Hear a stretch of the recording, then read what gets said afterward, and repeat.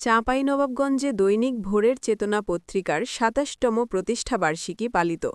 মাহিদুল ইসলাম ফরহাদ, চাঁপাইনবাবগঞ্জ জেলা প্রতিনিধি।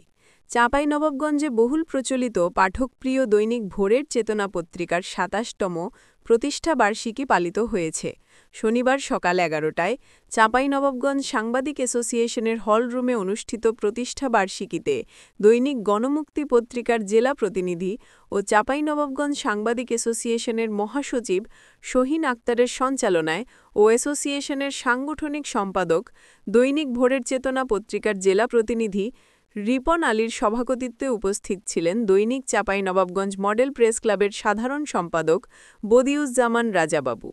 এছাড়াও উপস্থিত ছিলেন মাহিদুল ইসলাম ফরহাদ, দৈনিক বিজয় বাংলাদেশ পত্রিকার জেলা প্রতিনিধি মুসা মিয়া, চককীর্তি ইউনিয়ন পরিষদের সদস্য রবিউল ইসলাম, সোহেল রানা সহ বিভিন্ন প্রিন্ট ও ইলেকট্রনিক মিডিয়া উপস্থিত ছিলেন।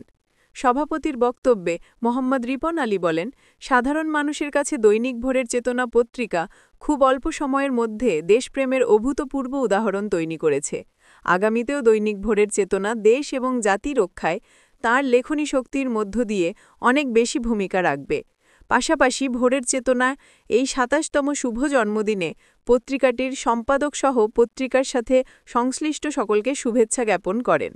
আলোচনা শেষে দৈনিক ভোরের চেতনা ২৭তম প্রতিষ্ঠাবার্ষিকী উপলক্ষে কেক কাটা ও মধ্যাহ্নভোজের আয়োজনের মধ্য দিয়ে অনুষ্ঠানের সমাপ্তি করা হয়।